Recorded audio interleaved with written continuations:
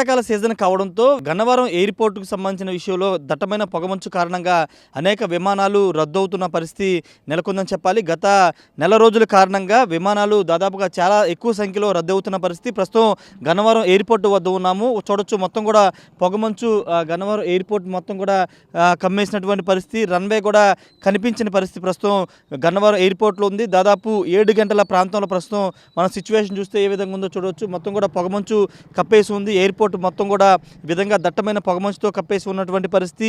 ఈ నేపథ్యంలో ఇది అంటే ఢిల్లీ నుంచి ముంబై నుంచి, ఢిల్లీ నుంచి బెంగళూరు నుంచి, హైదరాబాద్ నుంచి రావాల్సినటువంటి విమానాలు నిన్న కూడా రద్దయి ఈరోజు కూడా కొన్ని విమానాలు రద్దయినట్టు తెలుస్తుంది. పూర్తిగా దట్టమైన పొగమంచు కప్పేయడంతో పూర్తిగా పొగమంచు అంతా కూడా కప్పేయడంతో రన్వే కూడా కనబడని సిచ్యువేషన్ మనం చూస్తున్నాం. అది కూడా విజువల్స్లో మనం చాలా స్పష్టంగా చూడవచ్చు. లోపల ఆ రన్వే కూడా మనకి మసక కనబడుతుంది. ఈ నేపథ్యంలోనే విమానాలు దిగడానికి కొంత ఇబ్బందికర పరిస్థితి ఏర్పడంతో విమానాలన్నీ కూడా కొన్ని రద్దవుతున్న పరిస్థితి అయితే ఉంది. గతంలో ఎన్నడూ లేని విధంగా పొగమంచు ఎక్కువగా విజయవాడ గన్నవరం ఎయిర్పోర్ట్ మొత్తాన్ని కూడా కమ్మేస్తున్నటువంటి పరిస్థితి.